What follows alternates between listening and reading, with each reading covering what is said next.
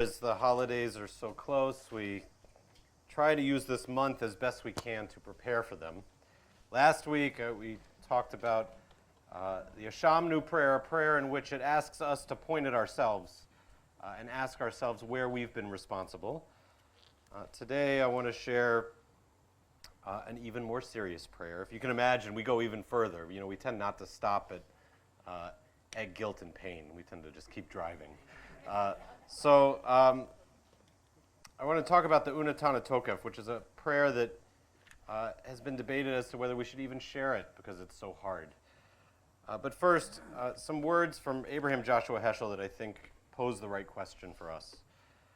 And in some ways, I guess I would say the Unatana Tokef is the answer to his question. He asked the question, what is it that we expect to attain when we enter a synagogue? He said, when we enter a library, we expect to learn. When we enter a museum, we expect beauty. When we enter a concert hall, we expect beautiful music to move us. But what is it, and I would add at the holidays, what is it on Rosh Hashanah and especially Yom Kippur that when we enter into this space, whether we do that from our living rooms or whether we do that by coming into a synagogue this year, what is it that we're expecting to get out of this experience? His answer was that we need the synagogue to experience moments in which spirituality is as relevant and as concrete as the aesthetic. In other words, I should be able to enter a synagogue and leave having experienced spirituality the way I leave a concert hall having experienced beautiful music, the way I leave a museum having seen something that was beautiful to my eyes, the way I leave a library and know I learned something. I should know, leaving a synagogue, that I have been spiritually changed. So, we should ask ourselves that question. And, I would say, somewhat seriously, we shouldn't expect all of that to happen because of the rabbi and the cantor. A lot depends on how we approach the coming weeks. And so for those who are here today, physically with us, for those who are joining us, for those who might be watching this on a Wednesday, on our recording, all of you have tuned in just before the holidays. And so I say it's time for us to get ready. And there's been disturbing images that, and here being a rabbi is, I guess, something that sometimes you wish you could just shrug off and not have that side of your brain turn on. But as we've been hearing and reading the news and looking at images in Afghanistan of people who are trying to leave the country, of people being passed over gates and fences, families deciding whether some of them will live and some of them may not. I can't help but hear the words of a prayer that we say. On Rosh Hashanah it is written, and on Yom Kippur it is sealed, who will live and who will die? Who will reach the ripeness of age? Who will be taken before their time? Who by fire and who by water? Who by earthquake and who by plague? Who will rest and who will wander? Who will be tranquil and who will be troubled?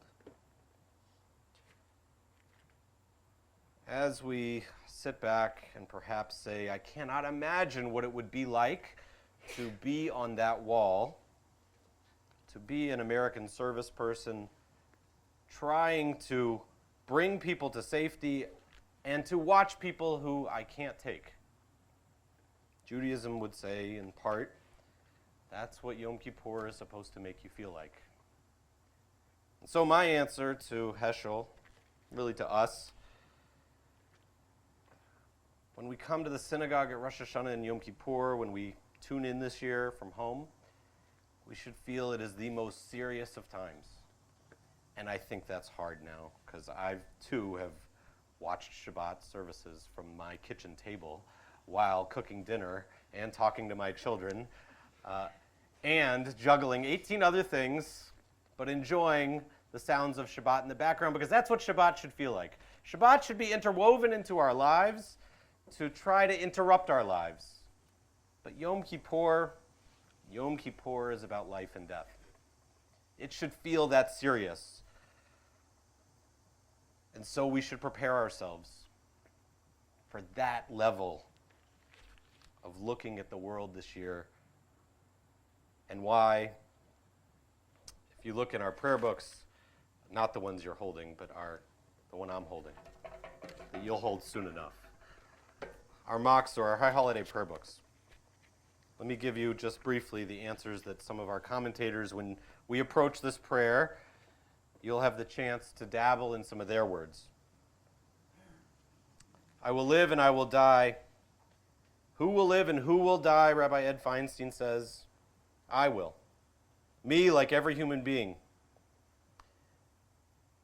I live and I die at the right time, and I live and I die before my time. I wander, but I might yet find rest. I will be troubled, but I may achieve tranquility.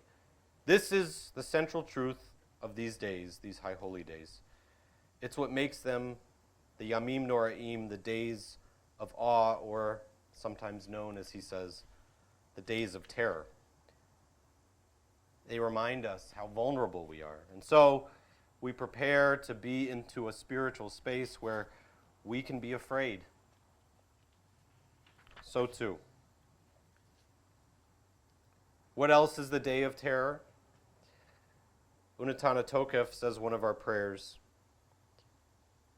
This is the day when the words are old and the language was theirs, but the call and the message is ours to take hold of your life while you still have the chance. Because your story could end this year, but it might not. So take hold of your life, make things right while you can. Don't waste another minute. Don't miss the call of Yom Kippur.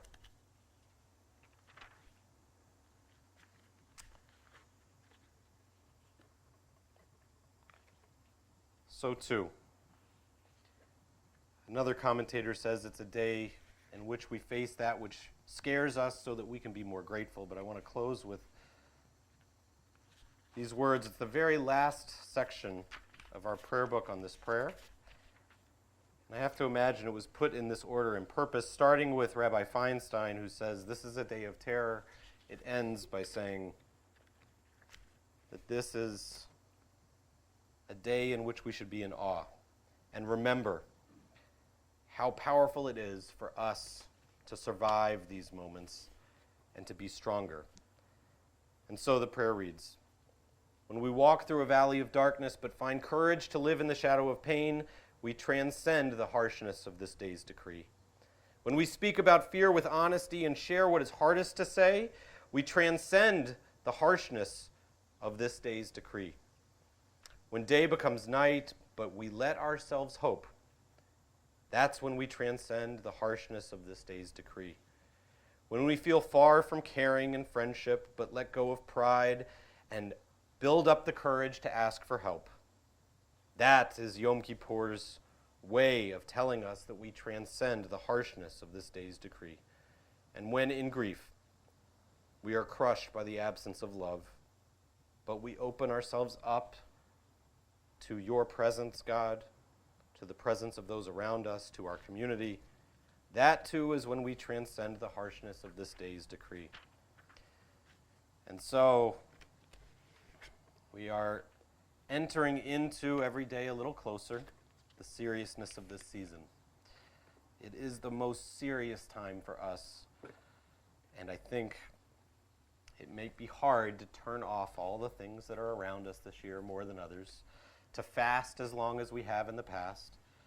But as we leave at the end of Yom Kippur, as we have Havdalah at the Ne'ilah service, we say that we're standing at a gate, and that we have passed through, and that the gates have closed, and that we have made it through, and that we can embrace life once again.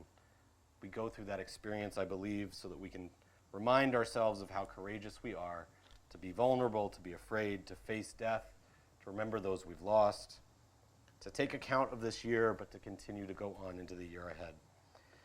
I pray that we enter into the synagogue and the sanctuary and the holidays with seriousness, that we give them the time that they ask of us, that we face life and death as they ask us to do, but so too, that we leave them and look back and say, what did this space give me?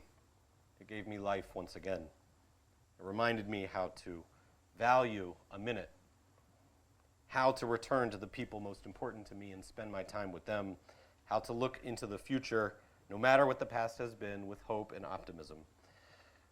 That's how we leave a serious space on Yom Kippur as we enter into what will be Sukkot and the coming holidays of dancing with the Torah at Simchat Torah and the rest of the year to celebrate Hanukkah this year just after Thanksgiving. It's a great blessing. Turkey and brisket in 1 week. May we look forward to all of that because we took these days seriously, because we spent the time wisely, because we looked at life and death and chose life. May the days ahead be meaningful, and may we spend them together however we choose to do that.